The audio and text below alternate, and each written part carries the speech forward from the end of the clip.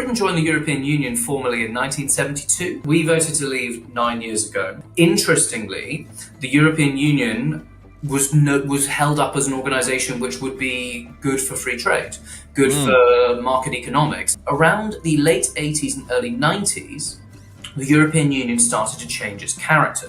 Right. It became far more about regulatory harmonization, imposing rules and regulations that the entirety of the European Union has to follow, and they started doing more lawmaking, more regulation. The Maastricht Treaty in 1992 is the famous moment when the European single market is created, and this is what essentially turns the European Union from a collection of allied nations who ran their own affairs into a regulatory bloc. Shows you the EU philosophy, which is they like process-based regulation.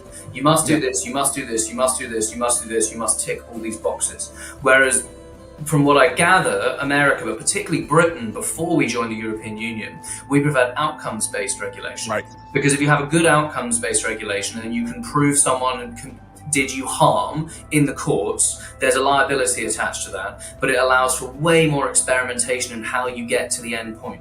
And that allows for greater innovation, greater competition, greater efficiency, whereas the European Union model, in all manner of things, from data, digital services, chemicals regulations, agriculture, food regulations, product safety, takes the box-ticking approach. Right. And that means it damages competition, it damages innovation. We have been officially out of the European Union for 4 years. The best things we've avoided have been the things that the EU have done. The EU has gone in a wildly regulatory direction since Britain left. The AI Act, the Digital Services Act, the Product Safety Directive and regulations, the Packaging Directive regulations, more green stuff, more wild energy stuff. Right.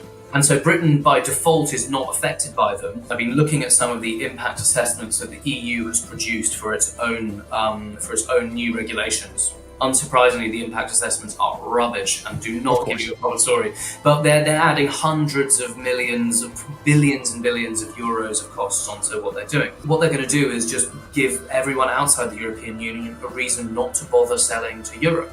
Sure. But at the same time, they're not going to do the sort of pro-competitive, deregulatory things domestically, like cut the cost of energy, to re-encourage industry in Europe. So it's just going to be this mess of greater regulation, greater cost.